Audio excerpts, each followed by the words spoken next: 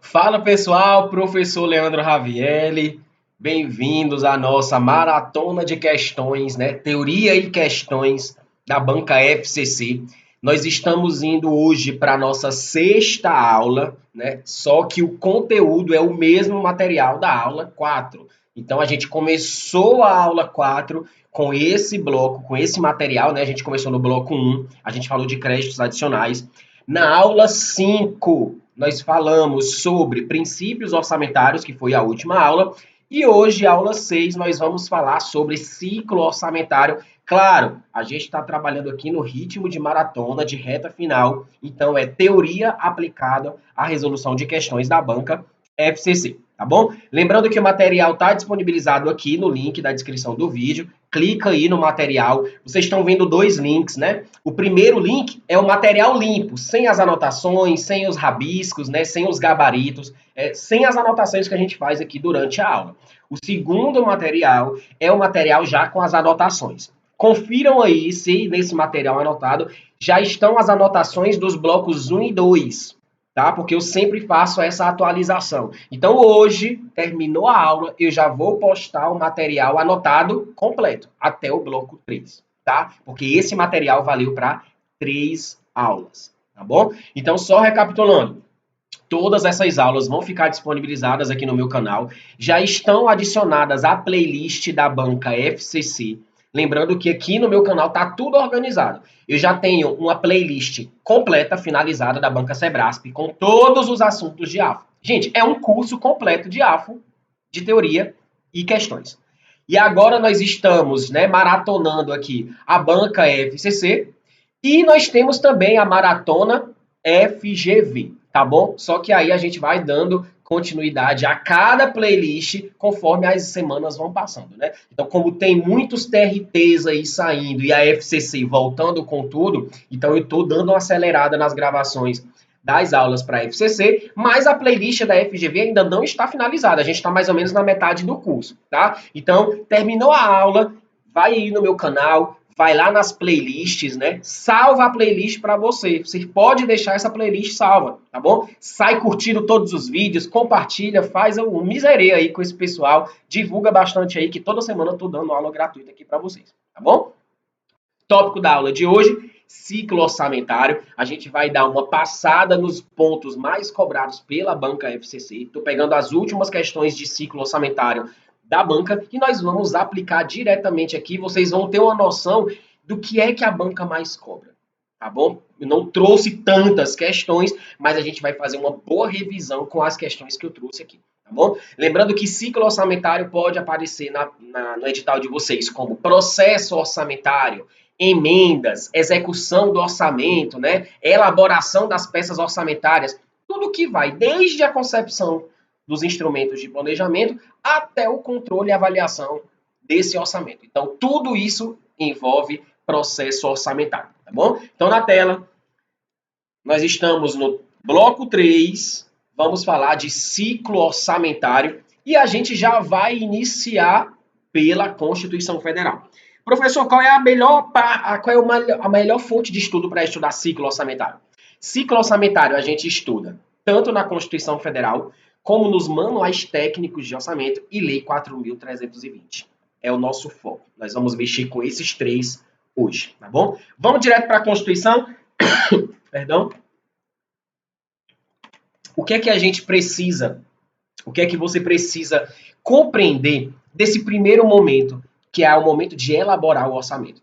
Primeiro que vocês já sabem que a própria Constituição, lá no artigo 165, diz o seguinte: leis de iniciativa do Poder Executivo vão estabelecer quem? Os três instrumentos de planejamento: PPA, LDO e LOA. Só que o Poder Executivo, ele envia o projeto de lei para o Legislativo, só que esse projeto de lei, gente, ele já passou por várias etapas até chegar nesse momento do envio.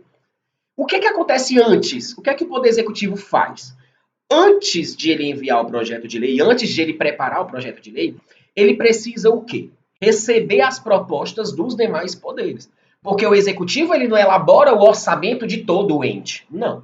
Ele consolida as propostas de todos os poderes daquele ente, no caso, Executivo, ele vai pegar quem? A proposta do Legislativo Federal, a proposta do Judiciário Federal, a proposta do Ministério Público Federal, né? A proposta do MPU.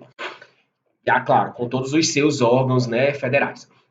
Ele vai consolidar num único projeto de lei e vai enviar para o Poder Legislativo. Então, veja, antes de o Executivo enviar esse projeto de lei, ele tem que consolidar. E essa consolidação tem tudo a ver com essas propostas setoriais. Quando eu falo de propostas setoriais, eu estou falando das propostas dos demais poderes. Então, o negócio começa bem antes. Quando a gente estuda ali, né, que o governo tem até 31 de agosto para enviar a proposta para o Legislativo, gente, esse negocinho já começou a caminhar muito antes. Primeiro por quê? Primeiro que, para cada um dos poderes elaborar sua proposta de orçamento, eles precisam ter a estimativa da receita para o ano seguinte. Por quê? Porque primeiro a gente vai fazer a previsão da receita e, com base nessa estimativa, a gente vai fixar as despesas. Lembrando que, antes mesmo de se pensar no orçamento, nós já temos limites individualizados por poder e órgão desde meados de abril. Por quê? Porque a Lei de Diretrizes Orçamentárias ela é enviada em meados de abril, né? Até 15 de abril. O governo federal tem esse prazo para enviar. Então, na LDO, nós já temos limites individualizados por poder e órgão em cumprimento ao novo regime fiscal. Então, quando se começa a pensar no orçamento, você já tem meio que ali quase tudo amarrado. Você já tem o limite individualizado das despesas primárias por poder e órgão, né? Você já tem isso. O executivo, 30 dias antes, pelo menos, né? Pelo menos 30 dias antes de ele fazer essa consolidação das contas, ele tem que disponibilizar para os demais poderes a previsão da receita para o ano seguinte. Por quê? Porque é com base nessa estimativa que os demais poderes vão preparar as suas propostas de orçamento. Então, o Poder Judiciário, por exemplo, ele precisa saber qual é a estimativa da receita para o ano seguinte, qual é o percentual da receita corrente líquida que vai ser destinado a ele, para ele poder enviar sua proposta de despesa. Então, para que os poderes enviem suas propostas, para que essas propostas sejam consolidadas lá no Executivo, o Executivo precisa dizer, olha, meu amigo, a receita para o ano seguinte é essa. Aplicando os percentuais ali, né, em relação à divisão, ao rateio, tanto isso aqui é para você. A sua cota, é o que a gente chama de cota. A cota do Judiciário Federal vai ser essa. Então, o Poder Judiciário vai ter que elaborar toda a sua proposta de orçamento nas suas unidades, nas suas unidades orçamentárias, com base nessa cota estipulada pelo Poder Executivo. O Executivo, gente, só vai receber tudo pronto. Quando ele recebe tudo pronto, ele faz a consolidação da proposta, e aí sim essa proposta segue para o Legislativo no formato de projeto de lei. Tá bom? E como é que funciona essa etapa de aprovação? A gente já passou do momento de elaboração. Tá? Então, assim, grosso modo, dando assim, numa conversa, né, num bate-papo aqui de esquina, o que acontece para a elaboração do orçamento é isso. O executivo primeiro vai disponibilizar a estimativa da receita para o ano seguinte, para que cada poder elabore a sua proposta de orçamento com base nessa cota. Cota essa que é com base na estimativa da receita. E aí você tem que respeitar essa cota disponibilizada, o limite máximo individualizado para a despesa primária, que é o que tem no novo regime fiscal, né? Que nós agora temos, né, despesas primárias máximas estipuladas por poder e órgão, sendo ela corrigida ano a ano através do IPCA, novo regime fiscal, a gente vai ter aula sobre isso. Tá bom? Então, passado esse momento de elaboração, o projeto segue lá para o Poder Legislativo, e aí? O que é que acontece? É aí que a gente vai para o artigo 166 da Constituição. Os projetos de PPA, LDO e LUA, os três instrumentos, tá? PPA, LDO e LUA, e qualquer lei de crédito adicional, tudo isso será apreciado pelas duas casas do Congresso Nacional na forma do regimento comum. Regimento comum das duas casas, Poder Legislativo, né? Nós temos Câmara e nós temos Senado. Então, não é só o orçamento que passa por votação e discussão lá no Legislativo. Não. PPA, LDO e LUA e qualquer lei de alteração, né, de crédito adicional. Claro, as leis precisam passar pelo rito legislativo, então tem que passar pelo Legislativo. Tá bom?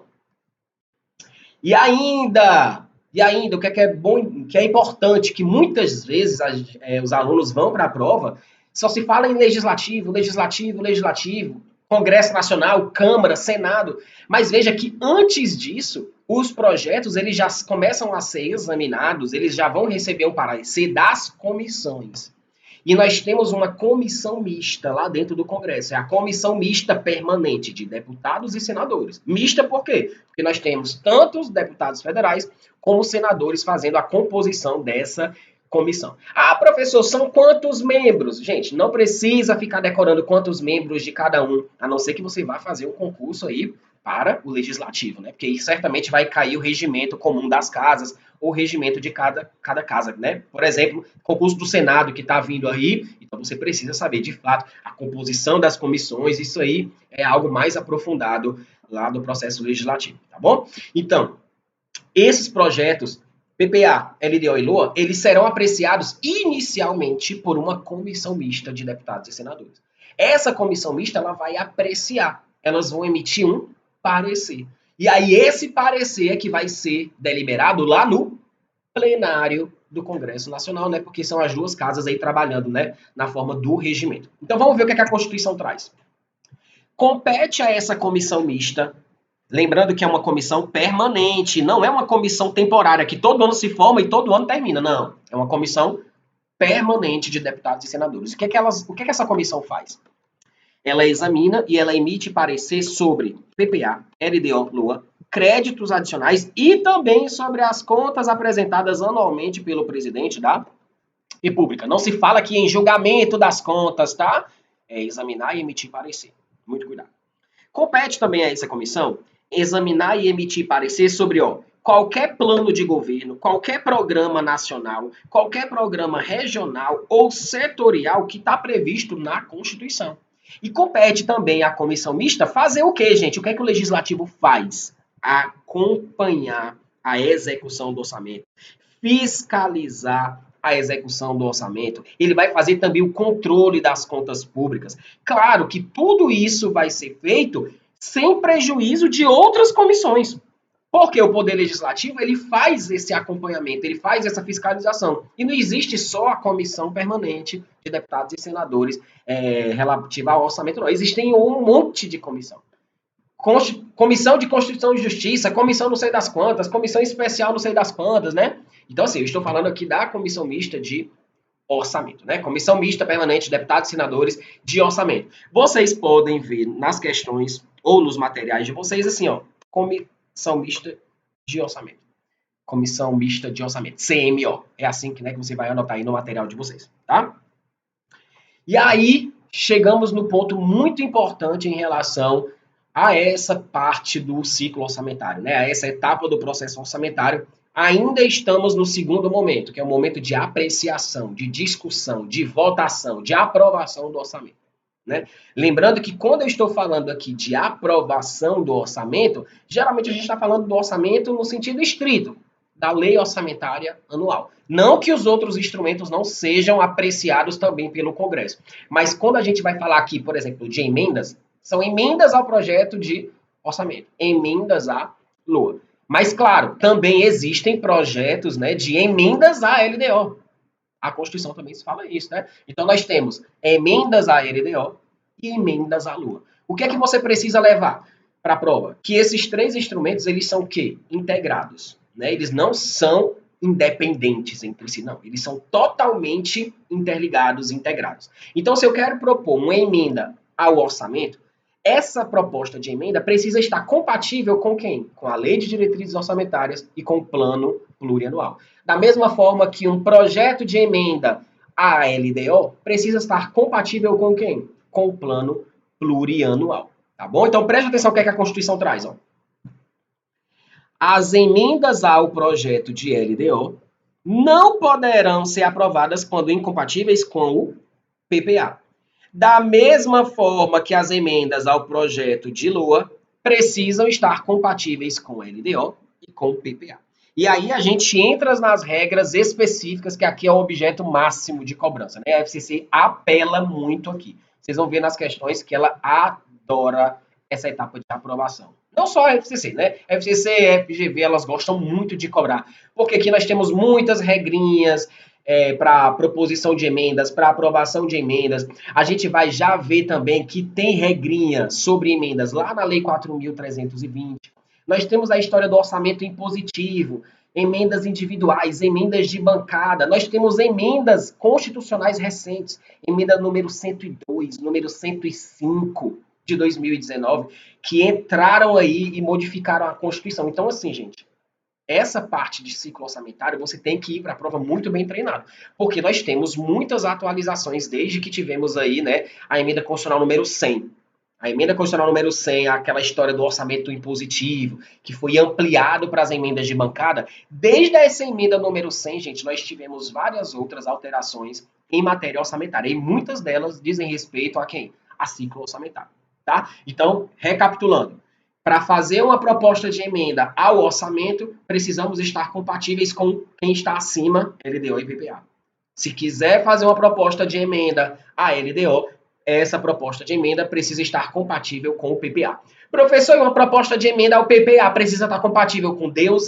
A Constituição é totalmente silente em relação a isso, tá? Então, isso não vai cair na sua prova, tá bom? Mas, claro que, como qualquer outra lei, que vai ser discutida no Congresso, que passa por um rito, que passa por um processo legislativo, é claro que o projeto de PPA pode sofrer sim emendas, mas a Constituição ela não disse nada em relação a isso, né? Então, isso é mais um assunto que deveria ter sido tratado através de uma lei complementar, que trata das finanças públicas. Como essa lei complementar até hoje não existe, então a gente tem meio que uma brecha aí na Constituição e nós não temos nenhuma regrinha específica com relação a emendas ao projeto de PPA. Mas vamos voltar aqui para o foco, que é o que é mais cobrado, emendas ao orçamento. Quais são os requisitos? Vamos lá. Qualquer emenda ao orçamento, quando eu falo orçamento, eu estou falando da LOA, tá? Ela precisa ser compatível com quem? PPA e com a LDO. Toda e qualquer emenda, professor? Toda. Toda e qualquer emenda. Professor, até uma emenda que não mexa com recursos? Sim. Tá? Caso eu tenha uma proposta de emenda que vá mexer com os recursos, eu preciso indicar qual outro recurso vai bancar essa emenda. Por quê? Porque a regra é que o Poder Legislativo ele não pode aumentar a despesa dos projetos de lei enviados pelo Executivo. Só que, nesse caso, por ser o orçamento uma lei especial, né, uma lei temporária, uma lei que tem um caráter todo diferenciado das outras leis, claro que pode haver sim proposta de emenda que vá mexer ali na fonte de recurso. Mas o legislativo é o seguinte, eu vou propor uma emenda. Eu falo legislativo, estou falando deputado ou senador, né? Eu vou propor uma emenda aqui. Mas qual é o recurso, qual é o dinheiro que vai bancar essa emenda? Só pode vir de outro lugar. Qual é esse outro lugar? É o que a banca cobra. Anulação de outras despesas. Então, o legislativo ele até pode propor uma emenda que mexa nos recursos públicos, né? Nos recursos que foram enviados pelo executivo. Mas ele tem que dizer qual é a fonte que vai bancar essa emenda. E a única fonte permitida é anulação de despesa. O que é que a banca vai te dizer? A banca vai te dizer que o governo, que o legislativo pode usar como fonte o excesso de arrecadação, o superávit, a economia de despesa, uma operação de crédito. Não, não existe isso.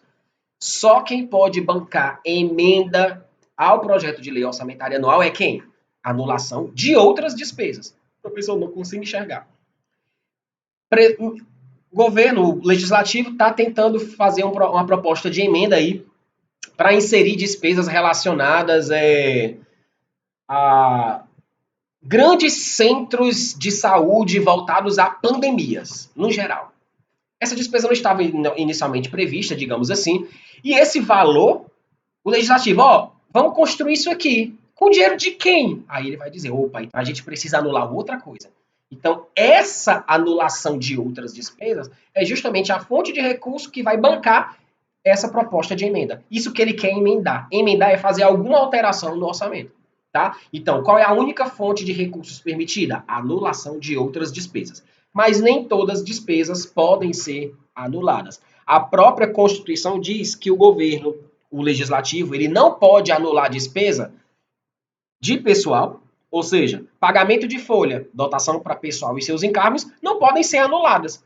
Imagina aí o governo dizendo, para construir esse hospital de campanha, eu vou anular despesa com pagamento do pessoal da folha do legislativo. Pode? Pode não, claro que não, né? Eu também não posso anular despesas relacionadas ao serviço da dívida. Gente, claro, né? A dívida precisa ser paga. Já é uma bola de neve. Imagina se eu anulasse dinheiro do pagamento da dívida para bancar a emenda, né, de parlamentar. Que outro tipo de despesa também não pode ser anulada? As transferências tributárias, presta atenção, constitucionais. Só são as transferências obrigatórias, constitucionais. Essas não podem ser anuladas. Já vi questão apontando como transferência voluntária não pode ser destinada como recurso para bancar uma emenda. E um monte de aluno. Isso, é isso mesmo. Qualquer transferência não pode ser anulada, não. São as transferências tributárias constitucionais, os fundos de participação aí, né? Da repartição dos impostos. Transferência voluntária pode sim, tranquilamente, ser fonte de recurso para bancar uma emenda parlamentar ao orçamento público. Nós temos também emendas que não dizem respeito a valores em si, mas são emendas, por exemplo, de correção, emenda de redação, é assim que é o termo mais técnico, né? Emenda de redação é aquela que só vai corrigir o quê? Erro, alguma omissão, texto de gramática, organização de inciso, parágrafo. Não estou mexendo em valores, eu estou mexendo o quê? Só na estrutura textual. Com dispositivos do texto do projeto de lei, ó. São as chamadas emendas de redação, porque só vão melhorar o texto, tornando mais claro e preciso. É aqui a famosa, pense assim, é as emendas de português, para corrigir o português, para deixar algo mais claro, para fazer uma organização. Eu não vou mexer em valor. São as emendas de redação. Essas também são emendas ao projeto de lei orçamentária anual. Com relação às emendas,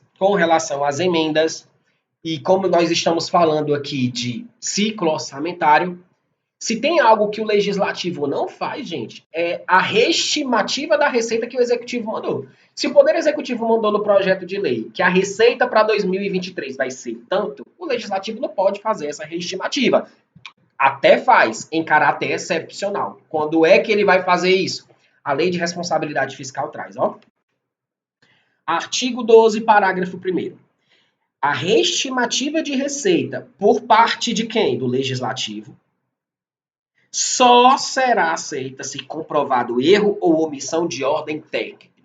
Professor, que erro é esse? Não se desespere. Se a lei de responsabilidade fiscal não está dizendo, não vai cair na sua prova.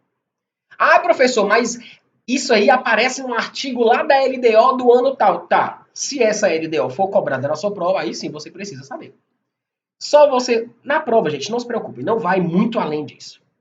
O Poder Legislativo só vai fazer a reestimativa da receita em caráter excepcional. E quando ele vai fazer isso? Quando houver erro ou omissão de ordem técnica. Não fica procurando cabelo em ovo, não fica sem dormir por causa disso aqui.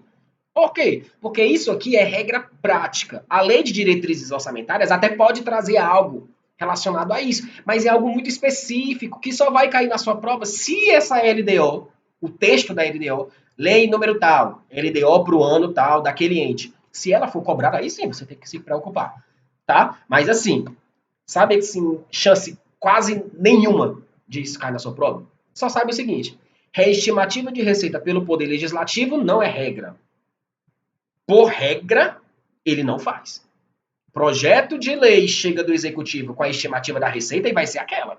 Só que em caráter excepcional, o Legislativo pode fazer quando tiver um erro ou omissão de ordem técnica ou legal. Está lá no artigo 12, parágrafo 1º da Lei de Responsabilidade Fiscal. Então veja como o estudo precisa ser integrado.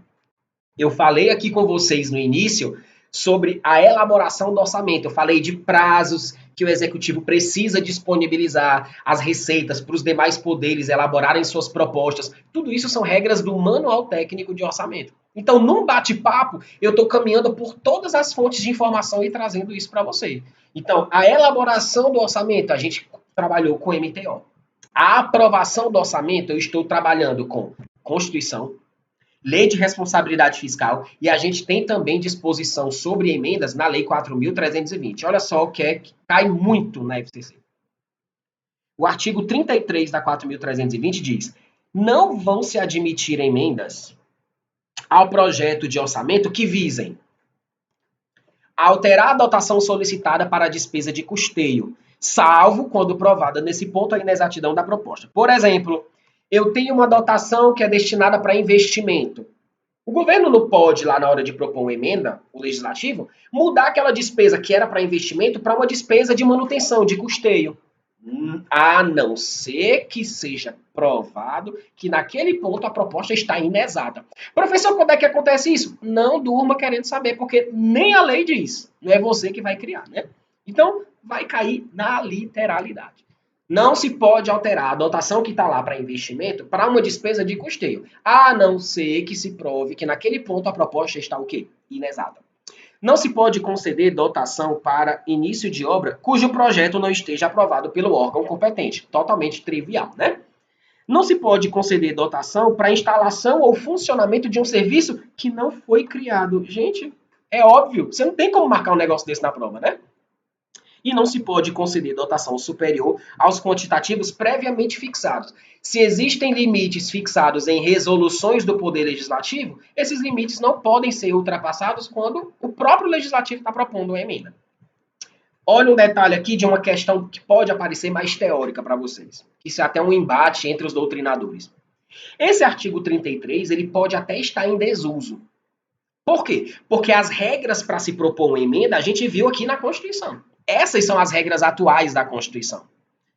Só que a Lei 4.320 diz que para se propor uma emenda, isso aqui deve ser observado. Mas veja, é uma lei de 64.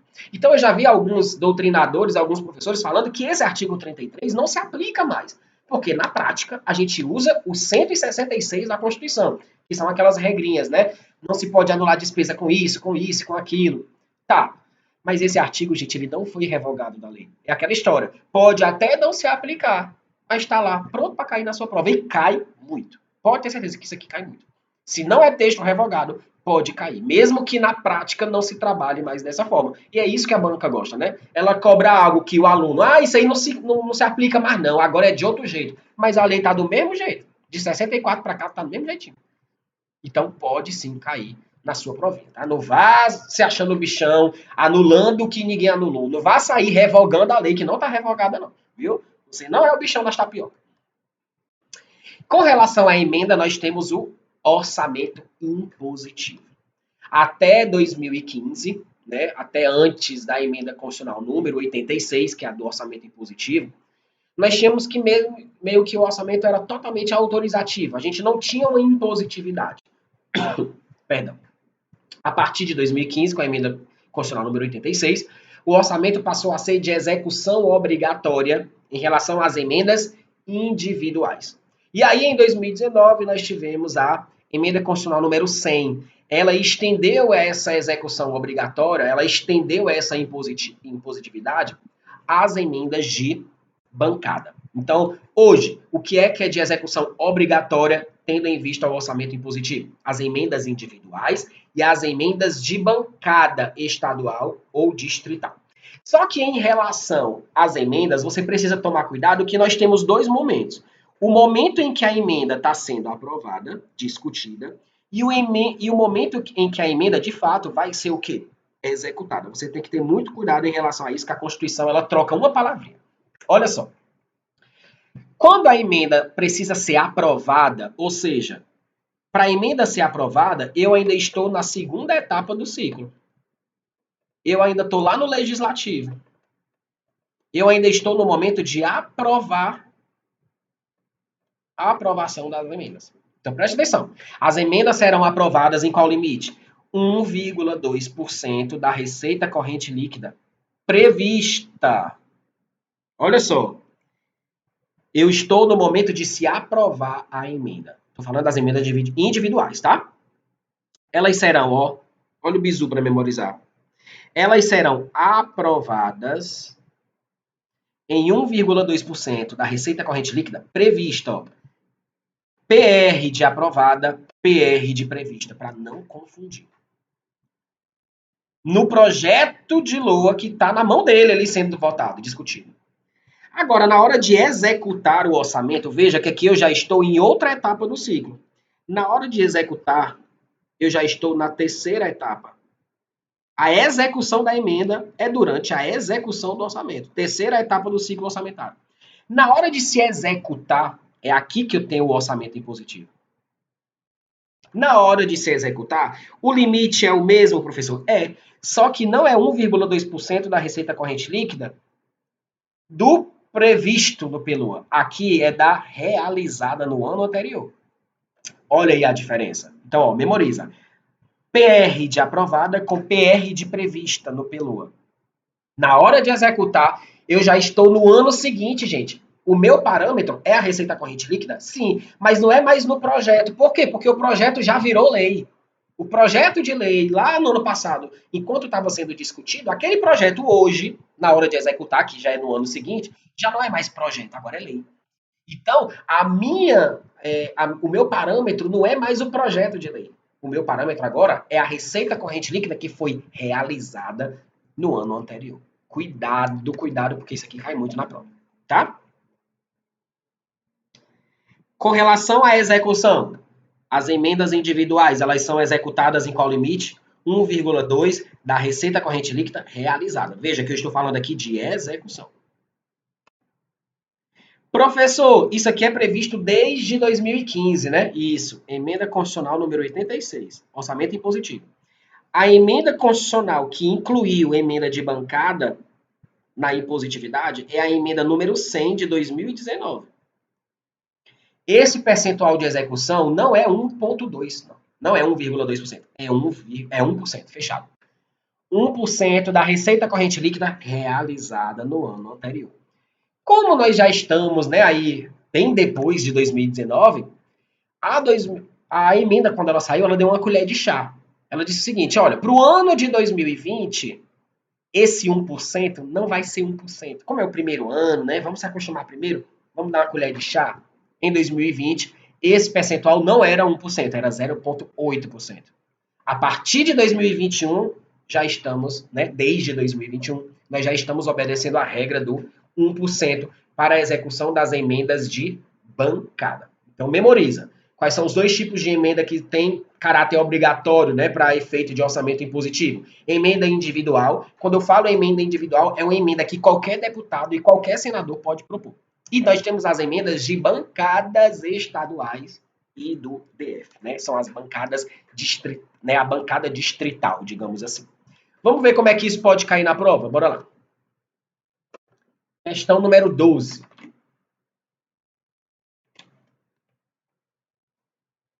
De acordo com as normas constitucionais e legais que disciplinam a elaboração, o encaminhamento, a tramitação e a aprovação da LOA, as estimativas de receita constantes da proposta encaminhada pelo Poder Executivo ao Legislativo, que foi que eu falei para vocês.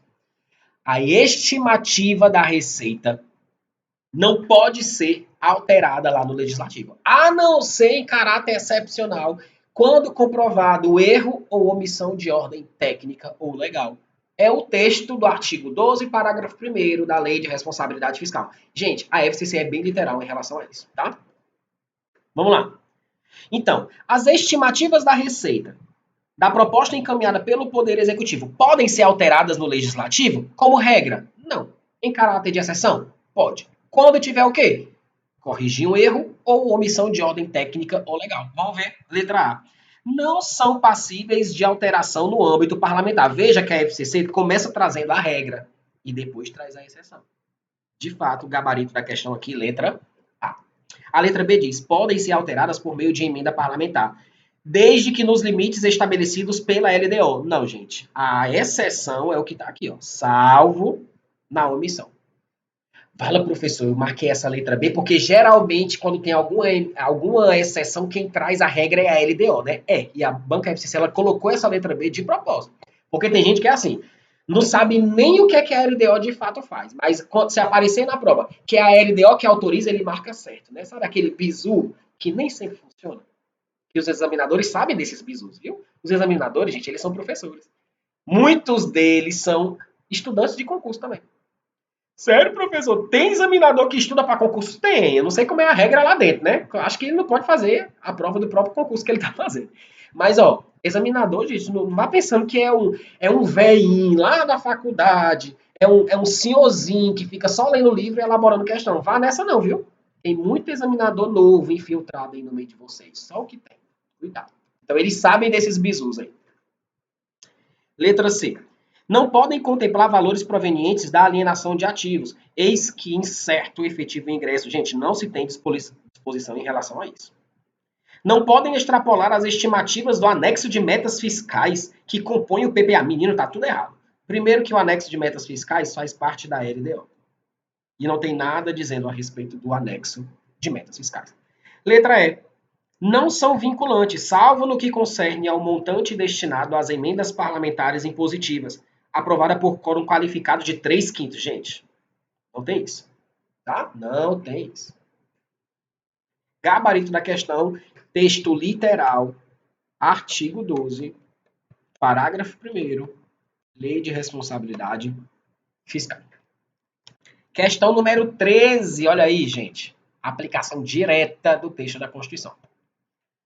A emenda número 86, anota aí, é a emenda do orçamento impositivo. Lembrando que em 2015 essa emenda trouxe a impositividade para quem? Para as emendas individuais. Emendas individuais. Foi a emenda número 100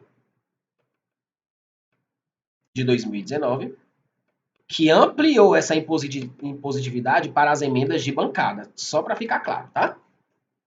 Então vamos continuar a questão. A emenda número 86 introduziu o caráter equitativo para a execução orçamentária e financeira, segundo critérios a serem definidos em lei complementar, consolidando o que se convencionou chamar de orçamento impositivo, que, em outros aspectos, contempla. O que é que o orçamento impositivo traz? Aí você vai lembrar daquele quadro resumo que eu trouxe, né? São aprovadas num limite, executadas em outro limite. Lembrando que para a emenda individual é 1,2% da receita corrente líquida e para a de bancada é 1%. Vamos procurar o item mais correto, né? Letra A. A obrigatoriedade da execução. Olha, procura. Obrigatoriedade da execução orçamentária e financeira das emendas individuais ao projeto de LOA aprovadas no limite. Olha só.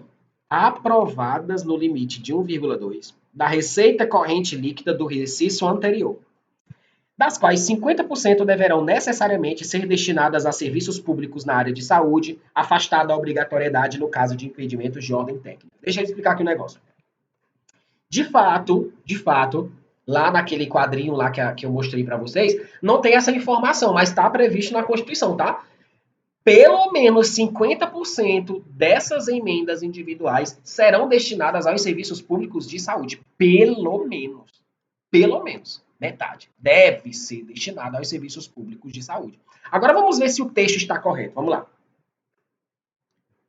Ó, a obrigatoriedade de se executar.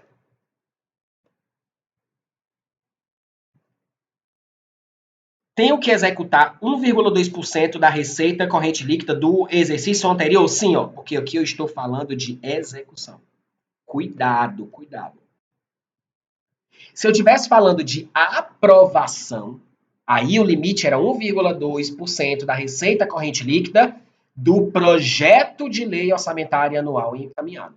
Mas como eu estou falando da obrigatoriedade de executar, o limite é 1,2% da receita corrente líquida do exercício anterior. Veja que a banca nem colocou realizada no exercício anterior, mas está embutido, tá? Está implícito. É sim. Esse é o gabarito da nossa questão. Gabarito da questão, letra A. Vamos ver o erro das demais, né? A inviabilidade de apresentação de emendas pela hóstia sagrada, né? Se a gente tem um tópico da aula só para falar de emendas ao parlamento, né? Emendas ao processo de orçamento, é claro que essa letra B está totalmente errada. Vamos para a letra C. A obrigatoriedade de se destinar ao menos 1/3 do valor da estimativa da receita para a emenda individual parlamentar. Já pensou, gente? 1/3 do valor da receita total? Não, gente. É 1,2% da receita corrente líquida. Não tem nada de 1/3, não. Letra D. A vedação à apresentação de emendas negativa. Pode sim ser apresentado tanto emenda individual como emenda de bancada. E a letra E. A obrigatoriedade do estrito cumprimento da execução orçamentária e financeira dos programas consignados na LOA, inclusive os oriundos de emendas individuais de qualquer natureza, salvo na hipótese de revisão das metas fiscais. Nada disso, gente. Primeiro, que as emendas individuais, elas não podem ser de qualquer natureza, né? Primeiro, que para fazer uma proposta de emenda ao orçamento, ela tem que seguir todas aquelas regrinhas. Ser compatível com a LDO, ser compatível com o PPA. Então, não é uma emenda de qualquer natureza. Tá? Não é qualquer coisa que um parlamentar pode dizer, propor como emenda ao orçamento. E nós também não temos essa previsão aqui na Constituição. Veja que foi uma questão totalmente literal, copiada e retirada do artigo 166 da Constituição Federal. E seus parágrafos, né? Mais especificamente a partir do parágrafo 9º. Gabarito letra A. Questão 14. Quanto ao processo de elaboração, discussão, votação e aprovação da proposta orçamentária, a Constituição Federal estabelece o quê? Muito importante nessas questões você identificar qual é o escopo que você vai pegar lá na sua caixinha para analisar a questão. Quando a questão não diz nada, você vai ter que lembrar de algum lugar. Mas às vezes a questão já está dizendo. A Constituição estabelece o quê? A LRF estabelece o quê? A Lei 4.320 estabelece o quê? E aqui, gente, a FCC ela é muito justa no enunciado, porque a FCC ela sempre coloca de onde é que ela está querendo a fundamentação. Seja de um manual, ela coloca, conforme o manual de contabilidade aplicado ao setor público. Conforme a Constituição, ela sempre dá o parâmetro, coisa que a dona Sebrasp não faz sempre, e aí que gera aquela polêmica toda. Né? Então, vamos lá, questão 14. Com base na Constituição, letra A. O projeto de lei relativo ao orçamento anual será apreciado pela Câmara, cabendo ao Senado apenas o acompanhamento negativo. Será apreciado pelas duas casas na forma do regimento comum. Artigo 166 da Constituição Federal. Letra B. Uma das fontes de recursos admitida para as emendas ao projeto de orçamento é a anulação de despesa. É ou não é? Sim. Que incida sobre dotação de pessoal. Aí não pode. Ele errou porque ele incluiu a vedação, né? Letra C. No caso de emendas ao projeto de lei do orçamento anual, somente são admitidas as indicações de recursos advindo de onde? De anulação de despesa. Sim, é a regra. Não pode anular despesa com pessoal e encargos, que nem na letra B, por isso que está errada, nem serviço da dívida e nem transferência constitucional. Portanto, o gabarito da nossa questão, letra C. Letra D. As emendas ao projeto de lei do orçamento anual serão apresentadas quem? Ao presidente da República, responsável por sua apreciação. Está tudo errado. Por quê? Porque as emendas são apresentadas na própria comissão, lá no plenário, no próprio legislativo. E não é o presidente da República que faz a apreciação das emendas, é o poder legislativo. E a letra E. Em qualquer momento, o presidente da República pode enviar mensagem ao Congresso Nacional para propor modificação no projeto de lei. Está errado porque não é em qualquer momento. Deixa aqui, vem para cá. O Poder Executivo tem um prazo de até 31 de agosto para enviar a proposta de orçamento para o Legislativo. Depois que a proposta está lá, se os presidente, governador, prefeito dizem assim, puta merda, esqueci de um negócio, quero alterar. Ele pode? Pode. Como é que ele vai fazer isso? Através de uma mensagem. É um negócio todo formal. É um documento que vai tramitar, né, do executivo para o legislativo. Mas essa mensagem, ela tem um lapso temporal para poder ser acatada. É enquanto não discutida lá na comissão, enquanto não discutida a parte que ele quer alterar. Digamos que quando ele mande a mensagem, o parecer já esteja lá no plenário para deliberação. Opa, não pode mais alterar nada. Por quê? Porque se já está no plenário é porque já teve um parecer. Se já teve um parecer, é porque já teve um parecer de tudo. De todo o projeto. Então veja, o presidente ele pode enviar mensagem? Pode. Enquanto não discutida lá na comissão aquela parte que ele quer alterar. Se ele quer mexer no artigo tal, aquele artigo já foi discutido no âmbito da comissão, já se tem uma posição, né, daquele dispositivo, já se tem um entendimento, um parecer daquele. Ou seja, já se decidiu, ninguém vai voltar mais ali para mexer, não. Então, a mensagem que o presidente mandou não vai ser acatada. É enquanto não discutida a parte que ele quer mexer onde? Lá na comissão. Ou seja, se a proposta já estiver no plenário, já foi. Não tem mensagem com dinheiro dentro que vai alterar essa proposta. Né? Gabarito da questão 14, letra C. Vamos fechar essa parte de ciclo orçamentário com o controle. Por quê? Porque muita gente acha que ciclo orçamentário é só essa parte aqui. Esquece do controle. Ah, eu não vou nem fazer prova de constitucional, porque em constitucional é que você estuda, né, os artigos 70 a 75, que é aquela parte dos tribunais de contas, controle, fiscalização orçamentária e financeira. Mas, gente, aquilo ali também é orçamento. Pode cair muito mais em constitucional, mas pode cair também em orçamento. E controle nós temos tanto na Constituição, como na Lei 4.320, como na Lei de Responsabilidade Fiscal e como nos manuais. Então, controle, a última etapa do ciclo orçamentário, né, controle e avaliação, é algo que é muito cobrado e os alunos erram. Gente, são questões fáceis, são questões literais. São questões que não tem assim, a jurisprudência diz isso, o manual é mais específico. Não, gente, é só o texto da lei. O problema é que os alunos esquecem de estudar controle. Eles acham que só cai controle em quem estuda lá no administrativo. Controle da administração pública. Tá. Tem um pouquinho de AFA no administrativo, em controle. Tem um pouquinho lá no constitucional. Mas estude para a prova de AFA também. Viu? Não custa nada. Vamos ver controle na 4.320? Bora. Lei 4.320. Você vai estudar quais artigos? Vamos lá. Do artigo 75 ao artigo 82 da Lei 4.320. Professor, e da Constituição, quais são? Artigos 70 a 75. E lei de responsabilidade fiscal, você vai estudar o quê? Todo o bloco de controle. Né? Porque é por blocos, a LR você estuda. Controle, consolidação das contas, transparência, né? Você vai ver toda a parte de controle. Mas vamos focar aqui na 4.320. O controle da execução do orçamento vai compreender o quê? A legalidade dos atos de que resulte qualquer receita ou qualquer despesa, o nascimento ou a extinção de qualquer direito ou obrigação. Mexeu com recurso público, vai ser objeto de controle. A fidelidade funcional de quem está operando com o orçamento, de qualquer agente da administração. Claro, se ele for responsável, né, por recursos públicos. É um servidor, é um terceirizado, é um cargo comissionado, mas que ele está relacionado de alguma forma aos recursos públicos, então a fidelidade funcional daquele servidor é um agente de fato? Ele deveria realmente ter assumido aquele concurso? Né? Tem muita essa história de agente de fato. O carinha passou para a prova de analista, mas não teve diploma de nível superior. E aí? Aí depois a administração vai atrás de anular a nomeação daquele carinha. Tá aí. E os efeitos de tudo aquilo que ele fez enquanto ele estava lá ilegal no cargo, né? Isso você estuda lá no direito administrativo. Mas veja, essa fidelidade funcional dos agentes também é objeto de controle. A gente tem que controlar não só os recursos públicos, mas principalmente quem toma de conta daqueles recursos públicos, né? Nós também vamos controlar a execução, o andamento do cumprimento do programa de trabalho que é feito lá na elaboração do orçamento. Veja que o orçamento ele é todo feito por programas, né? A história do orçamento-programa. Então, se o governo está cumprindo ou não um programa de trabalho, é objeto de controle.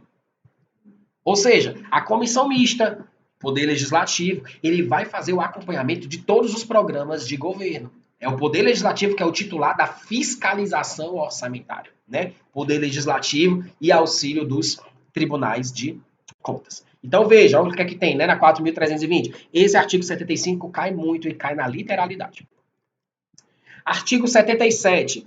Olha só outro ponto importante. Esse controle, gente, não é porque quando a gente vê ciclo orçamentário, né, que a gente tem elaboração, aprovação, execução e controle, que esse controle só acontece depois da execução. Não.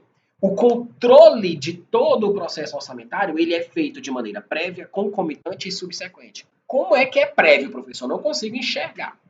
Olha, no momento em que se está elaborando o orçamento, no momento em que se está aprovando um orçamento, ali já tem controle. Digamos que um parlamentar não cumpra os requisitos constitucionais para se propor uma emenda. Ele vai contra a Constituição. Veja se não já pode ter um mandado de segurança preventivo naquele caso ali. Por quê? Porque quem está impetrando o mandado de segurança vai dizer o seguinte, ele está descumprindo a própria Constituição. E ele está fazendo isso na fase de apreciação da lei, ou seja, a lei não está nem sendo executada. O orçamento não está nem em execução ainda. Ou seja, pode ser considerado um controle prévio, né? Então, o controle da execução do orçamento, ela é feita de maneira prévia, concomitante, claro, né? Concomitante é o quê? É o dia a dia. O orçamento vai sendo executado e a todo momento ele está sendo controlado ali dentro do sistema, né? E principalmente subsequente, né? Que é na hora de prestar as contas. Prestação de contas. Artigo 78. Além da prestação ou tomada de contas que é feita anualmente pelo chefe do poder, quando instituída em lei, ou por fim de gestão, poderá haver a qualquer tempo levantamento, prestação ou tomada de contas de todos os responsáveis por bens e valores. Quem estuda para a área de controle é o famoso TCE, né? Tomada de contas especial. A qualquer momento pode haver uma tomada de contas, uma prestação de contas por qualquer pessoa que é responsável por bens e valores públicos, tá? Artigo 80. Compete aos serviços de contabilidade ou órgãos equivalentes verificar a exata observância dos limites das cotas trimestrais atribuídas a cada unidade orçamentária dentro do sistema, né? Aqui é aquele meio que artigo que está meio que em desuso. Por quê? Porque se você for lá no artigo 47, na parte de programação financeira lá da Lei 4.320, você vai ver que existia lá na época de 64 que o poder público ele quebrava o orçamento em cotas trimestrais.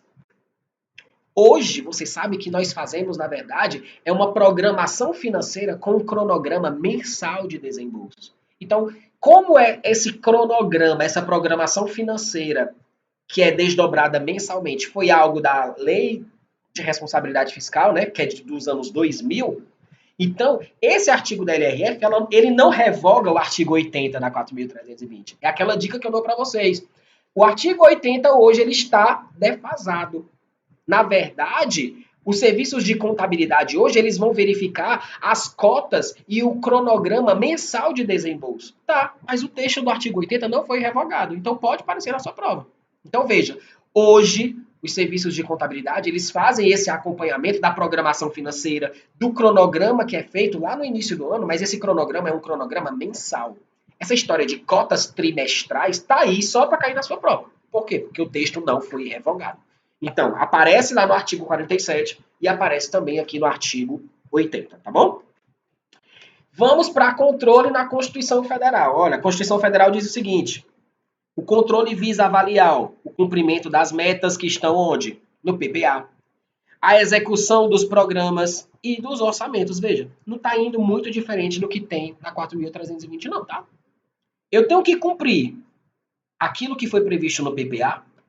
Eu tenho que cumprir, eu tenho que ver se eu estou cumprindo os programas estipulados no PPA. E eu tenho que cumprir, claro, o que está sendo executado dentro da LOA. Eu preciso também comprovar a legalidade e avaliar os resultados em relação à eficiência, eficácia, gestão orçamentária, financeira, patrimonial. Tudo isso deve ser objeto de controle conforme a Constituição. Bem como da aplicação dos recursos públicos por entidades de direito privado. Compete também ao controle exercer o controle das operações de crédito, qualquer aval, qualquer garantia, bem como todos os direitos e haveres da União. Como eu estou falando de Constituição Federal, estamos falando aqui da União, né? E apoiar o controle externo na sua missão institucional. Veja, a Constituição Federal, no artigo 74, ela fala de controle, só que ela é bem mais específica. Ela está falando do controle interno. Então, cada poder tem o seu controle interno. E o seu controle interno deve apoiar o controle externo. Controle externo, esse que é de titularidade do poder legislativo. Com auxílio dos tribunais de contas. A titularidade do controle é do poder legislativo, que é exercido com auxílio dos tribunais de contas. Então, veja aqui na Constituição, fala-se no que é objeto de controle interno. Muito importante essa, viu? O controle das operações de crédito é objeto de controle interno. O próprio poder vai fazer esse acompanhamento, tá? E aí, muito se fala na Constituição, né, na fiscalização COFOP. Professor, o que é COFOP? Contábil, orçamentária, financeira, operacional e patrimonial, né? Mas, afinal, o que é que cada letrinha dessa tem, né, tem a dizer pra gente. Que às vezes você decora COFOP, mas se vier algo um pouquinho mais doutrinário, ou uma questão um pouquinho mais pesada, né, aí o aluno se lasca. O controle orçamentário, ele tem a ver com quem? Com a arrecadação e a aplicação dos recursos públicos, receitas e despesas. É um controle que vai incidir principalmente no orçamento, na LOA. Nós temos também um controle operacional. Esse controle operacional, qual é o objeto do controle operacional?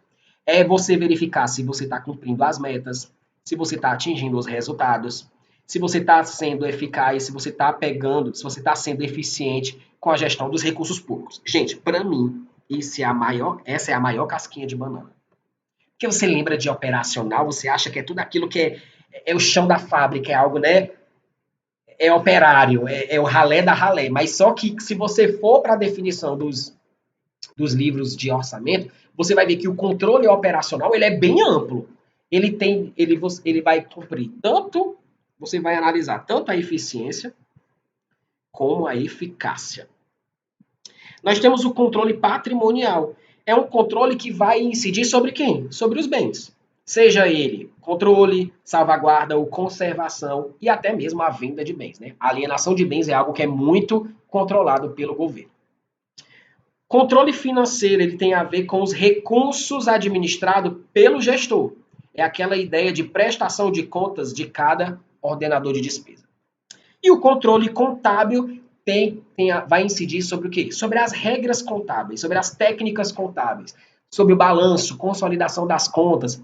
Os princípios contábeis estão sendo aplicados, as regras dos manuais de contabilidade estão sendo, é um tipo de controle. Muito cuidado com o controle operacional. Já vi questãozinha, né? Pegando muita gente de surpresa, porque o pessoal acha que operacional não tem nada a ver com eficácia. Operacional é eficiência, né? É economicidade. Cuidado, gente, com as decorebas lá da administração geral. Viu? Porque quando vem para cá pro orçamento, basta um doutrinador escrever um negocinho de uma maneira diferente, que já fica todo mundo doido, né? Visto o controle, vamos fechar aqui a nossa parte, né? A nossa aula, o nosso bloco de ciclo orçamentário. Vamos resolver algumas questões. 2015, FCC. A Lei 4.320 estabelece regras para o controle da execução orçamentária, tanto sob o enfoque do controle interno, como do controle externo. Sobre esse controle da execução orçamentária, é correto afirmar, ele já está te dizendo que ele vai cobrar a 4.320. Principalmente os artigos que você não pode deixar de estudar, 75 a 82. Letra A. Não compreende a legalidade dos atos que resultem em extinção de direitos e obrigações. Claro que compreende. Artigo 74. 75, desculpa. Artigo 75. B. A verificação da legalidade dos atos de execução orçamentária será prévia, concomitante e subsequente. Perfeito. Artigo 78 da Lei 4.320. Copiado e colado. C. É vedada a tomada de contas dos responsáveis por bens e valores públicos referentes a período inferior ao ano. Não, gente. É a qualquer momento. A qualquer momento. A gente viu. D. A exata observância dos limites das cotas trimestrais atribuídas a cada unidade orçamentária deve ser feita por setor diverso do serviço de contabilidade. Pelo contrário, tá vendo como pode cair? Tá lá na 4.320, é um artigo que está meio em desuso, que é o artigo 80, mas aqui, ó, a questão cobrou. Quem tem que fazer isso é o serviço de contabilidade, não é um setor diverso. E letra E. O cumprimento do programa de trabalho expresso em termos monetários deve ser feito necessariamente pelo órgão incumbido da proposta orçamentária. Não, gente. Quem vai fazer isso aqui é o controle interno. É o controle interno. É o controle. Por quê? Porque na 4.320 ele não diz o que é controle interno e o que é externo, né? Ele vai algo mais geral. A Constituição aqui no 74 fala de controle interno. Mas veja, esse cumprimento é feito pelos órgãos de controle e não pelo órgão que elaborou a proposta. Imagina aí, o Poder Executivo ele elabora a proposta orçamentária e é ele que vai fazer o controle daquilo que ele enviou. Claro que não, gente. Quem faz o controle é o outro poder. É quem tem a titularidade do controle, né? No caso, o poder legislativo. Questão 15, letra B. Questão 16. Segundo a Constituição Federal, as diretrizes, os objetivos e as metas da administração pública... Opa! Diretrizes, objetivos e metas, DOM. Você lembra de quem? Plano Plurianual, PPA. Para as despesas de capital e outras delas decorrentes e para as relativas aos programas de duração continuada, serão estabelecidas em quem? LDO? Não. LOA? Não. LDO? Não. É PPA, Plano Plurianual. Letra C, vamos lá. É na lei do PPA? Sim. Para a vigência até o final do segundo exercício financeiro do mandato presidencial subsequente. Gente, recapitulando. Plano plurianual tem duração de 4 anos. Ele se inicia quando? No segundo ano de mandato presidencial e vai até o primeiro do próximo mandato. O que é que ele está dizendo aqui? Para a vigência até o final do segundo exercício. Não. Ele inicia no segundo exercício do primeiro mandato e vai até o fim do primeiro do mandato subsequente. Então, o gabarito da questão letra E. Vamos lá? Do plano plurianual, que tem duração de 4 anos, passando a vigorar a partir do segundo. Então, veja, ele começa no segundo ano de mandato e vai até o fim do primeiro ano de mandato do próximo ou do próprio dele, se ele for reeleito. Tá bom? Questãozinha aí para recapitular aí os prazos, né, do PPA. Memoriza. Isso é feito, gente, justamente para quê? Para evitar a descontinuidade do plano plurianual. Porque se cada PPA fosse elaborado no primeiro ano de, né, começou o governo, já começa com o PPA novo. Terminou o governo, termina aquele PPA, cada um ia fazer o PPA para ele. Não era nem para o governo, não. O PPA era dele. Ele ia botar até o nome dele lá embaixo. Para evitar isso, quando um chefe do executivo assume, no seu primeiro ano, ele está terminando o PPA passado. E aí, nesse primeiro ano, ele começa a elaborar o próximo PPA, mas que só vai valer a partir do segundo ano dele e vai terminar no fim do primeiro ano do próximo. Questãozinha 16, gabarito, letra E. Fechamos ciclo orçamentário, terminamos aqui finalmente, né, professor? 3 aulas para o mesmo material, sim, mas a gente viu bem mastigadinho, né? Não corri, não apressei, resolvi muitas questões da banca, tá? Alguns assuntos com mais questões, por quê? Porque eu estou sempre olhando o que é que a banca mais cobra. Então, vocês viram aqui que a gente fez uma baita revisão de ciclo orçamentário. Eu não falei sobre tudo, mas eu falei sobre o que a banca mais cobra. A tendência da FCC é isso, é cobrar um pouquinho de elaboração, ela ir nos prazos lá que a gente estuda, prazo do PPA, LDO e LUA, cobrar vez ou outra controle da 4.320, que é aquela parte que quase ninguém lê direito, né? Muitos alunos, meu Deus, eu acho que eu já vi isso, mas não tenho certeza. Então, leiam esses artigos que eu indiquei, né? Da 4320, da Constituição Federal e da Lei de Responsabilidade Fiscal. Mas vocês viram, né? O forte da FCC é cobrar o quê? Apreciação do orçamento, emendas, votação, discussão. Por quê? Porque tem muita regra. Muita regra na Constituição, muita regra na 4.320, muita regra nos manuais. Então, revisem ciclo orçamentário por todas essas fontes. A gente se encontra, né, nas próximas aulas. Professor, qual é o próximo tema? Qual é? Próximas aulas, gente, serão aulas, ó, punks, pesadas. Nós vamos entrar em receita. Nós vamos ter 2 aulas só para receita. 2. Eu quero fazer uma só com classificações e uma com etapas, né? E quando eu falo de classificações, a gente tem muita regrinha. Por quê? É classificação do MTO, classificação do MCASP, classificação da 4.320, as classificações não batem, é muita coisa, né? Dedução da receita, tem dívida ativa, tem etapas, meu amigo, receitas, se duvidar a gente faz até umas 3 aulas. E aqui, gente, é um estudo mais aprofundado. Por quê? Porque a FCC gosta de tabela. É aquele tipo de questão que você acha que vai deixar em branco, você não vai deixar em branco. Os alunos do tio Ravi não deixam questão de tabela em branco. Ele resolve. Ele resolve, bota um coração, ó, dá um beijinho na questão e pula para a próxima. Somar e diminuir, fazer conta não vai ser sua dificuldade. Sua dificuldade é entender a tabela. O que é que soma e o que é que não soma. A gente vai ver tudo isso nas próximas aulas, tá bom? Então a gente se encontra na próxima semana, na próxima aula. Acompanhem os grupos, acompanhem o canal do Telegram, porque eu disponibilizo o material cedo.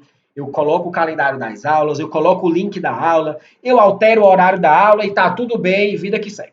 Tá bom? A gente se encontra na próxima. Galera do chat, obrigado aí pela participação, pela paciência. Tá bom? Qualquer dúvida, chama lá dentro, né, nos grupos, vocês sabem onde me encontrar, no Instagram, no Telegram, no WhatsApp, manda um pombo correio, um telegrama, eu respondo de qualquer forma, tá bom? A gente se vê logo logo, até a próxima, tchau, tchau.